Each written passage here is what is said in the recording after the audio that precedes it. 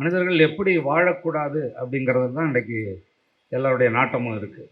கண்ட மோசமான உணவுகள் அதெல்லாம் நீங்கள் தொடர்ந்து சாப்பிட்டீங்கன்னா செத்தே போயிடுவீங்க. ஒரு உணவகத்தில் நீங்கள் பார்த்தீங்கன்னா வேலை செய்கிறவங்கெல்லாம் பாருங்கள், நீங்கள் அவன் தண்ணின்னு கேட்டால் ஒரு தண்ணியே வராது உங்களுக்கு. ஏன்னா தண்ணின்னா என்னன்னு தெரியல அவனுக்கு. அப்படியேப்பட்டவன் தான் வேலை பார்க்குறான். நீ சோறுன்னு கேட்டால் ஒருத்தன் தரதுக்கு ஆள் கிடையாது. அரசாங்கம்னு ஒன்று இருக்குது, அது ஆள்றவங்க ஒருத்தவங்க இருக்காங்க,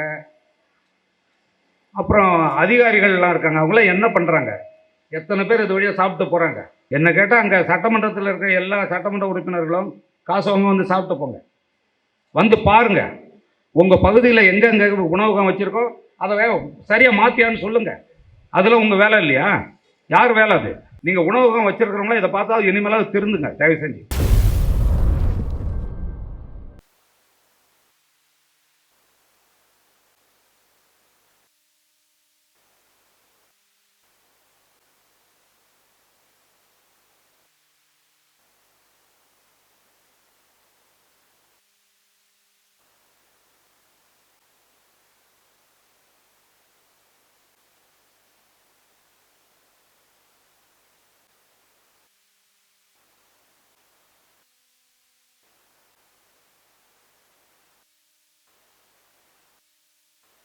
நம்முடைய ஒலி ஓவியர் அண்ணன் தங்கர் பச்சான் அவர்களை உங்களுடைய கைத்தட்டல்களிடையே அழைக்கலாம் என்று நினைக்கிறேன்.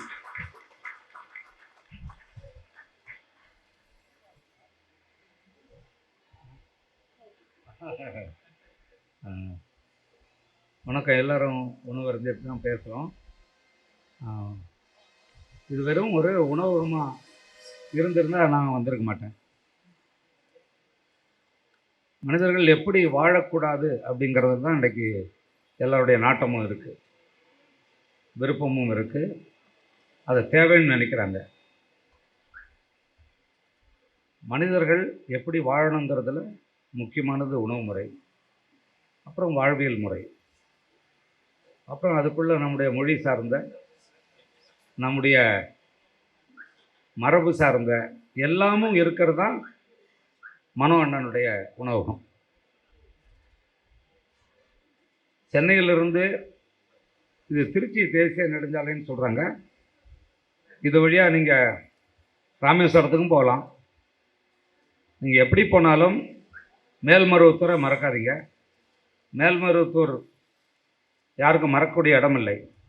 மேல்மருவத்தூர் தாண்டின உடனே ஒரு 5வது 6வது கிலோமீட்டர்லாம் இந்த 99 கிலோமீட்டர் உணவகம் வருது. ஏன்னா இதை தெரியாதவங்க எவ்வளோ பேர் இருக்காங்க, அதுக்காக தான் நான் அதை சொல்கிறேன்.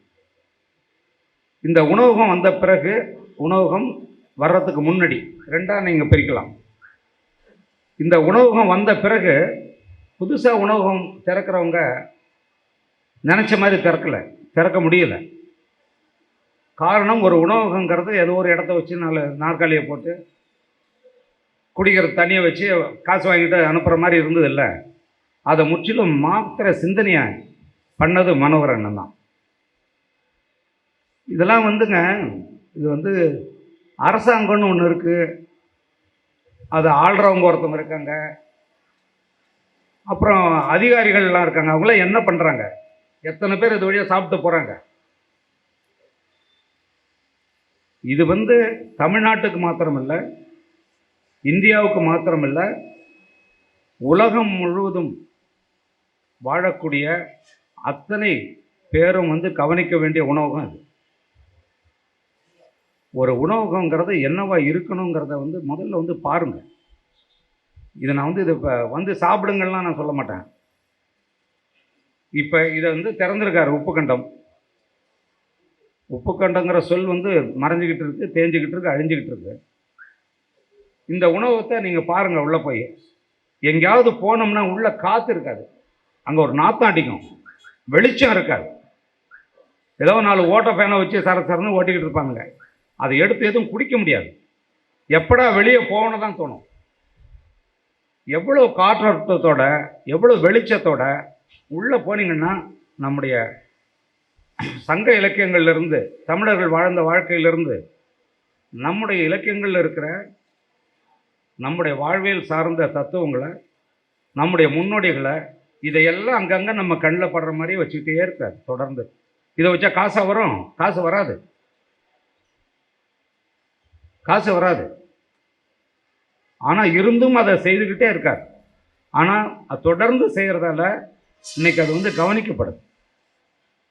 என்ன கேட்டால் அங்கே சட்டமன்றத்தில் இருக்கிற எல்லா சட்டமன்ற உறுப்பினர்களும் காசு அவங்க வந்து சாப்பிட்டு போங்க, வந்து பாருங்க உங்கள் பகுதியில் எங்கெங்கே உணவகம் வச்சுருக்கோம் அதை சரியாக மாற்றியான்னு சொல்லுங்கள். அதில் உங்கள் வேலை இல்லையா? யார் வேலை அது? பெரிய வேலைங்க. இதில் வந்து பேசுகிறதுக்காக நான் வரல. இதை தனியாக வேற செய்யணும். இதை பற்றி உப்பு கண்டத்தை பற்றியும் 99 கிலோமீட்டர் இந்த உணவகத்தை பற்றியும் ஒரு நூலே எழுதணும். எழுதக்கூடிய அளவிலானது இது. அவர் மனோகர் அண்ணனுடைய இந்த உணவகம் வந்து வளர்ச்சி அடையுது. வளர்ச்சி என்பது என்னன்னா, இன்றைக்கு வந்து நீங்கள் பார்த்தீங்கன்னா கண்ட மோசமான உணவுகள் அதெல்லாம் நீங்கள் தொடர்ந்து சாப்பிட்டீங்கன்னா செத்தே போயிடுவீங்க.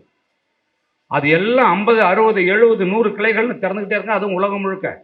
இதுதான் உலகம் முழுக்க திறக்க வேண்டிய உணவகம்.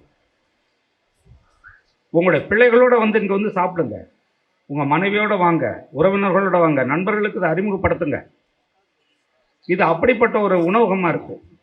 இவர் வந்து வளர்ச்சி அடைஞ்சு இந்த உப்பு கண்டமும் 99 கிலோமீட்டர் உணவகமும் நிறைய வளர்ச்சி அடைஞ்சு நிறைய கிளைகள் வந்ததுன்னா அது இந்த சமூகத்துக்கு நல்லது, மனோகர் அண்ணனுக்கும் நல்லது. காரணம் என்னென்னா, ஒரு உணவகத்தில் நீங்கள் பார்த்தீங்கன்னா வேலை செய்கிறவங்கெல்லாம் பாருங்கள். நீங்கள் அவன் தண்ணின்னு கேட்டால் ஒரு தண்ணியே வராது உங்களுக்கு. ஏன்னா தண்ணின்னா என்னன்னு தெரியல அவனுக்கு. அப்படியே பட்டவன் தான் வேலை பார்க்குறான். நீ சோறுன்னு கேட்டால் ஒருத்தன் தரதுக்கு ஆள் கிடையாது. ரைஸுன்னு கேட்டால் தான் கொண்டாந்து கொடுக்குறான். இன்னைக்கு உணவகத்தில் இப்படி ஆட்கள் தான் வேலை வாங்குறாங்க. எல்லா மாநிலங்களிலிருந்து வந்து குவிஞ்சிட்டாங்க. ஆனால் அண்ணனுடைய உணவகத்தில் தமிழை மட்டும்தான் அங்கே இருக்க முடியும். அதுவும் இந்த இடத்தை சுற்றி இருக்கிற நம்முடைய மக்கள். இந்த கிராமத்துடைய பொருளாதாரம் எப்போ கிராமத்துக்குள்ளேயே புழங்குதோ அதுதான் நாட்டினுடைய வளர்ச்சி. ஒரு தேசத்தினுடைய வளர்ச்சிங்கிறது சும்மா நிறைய பாலங்களை கட்டுறது, பெரிய பெரிய கட்டடங்களை கட்டுறது, ரயில் விடுறது இல்லை. கிராமத்துடைய பொருளாதாரம் மேலே வரணும்.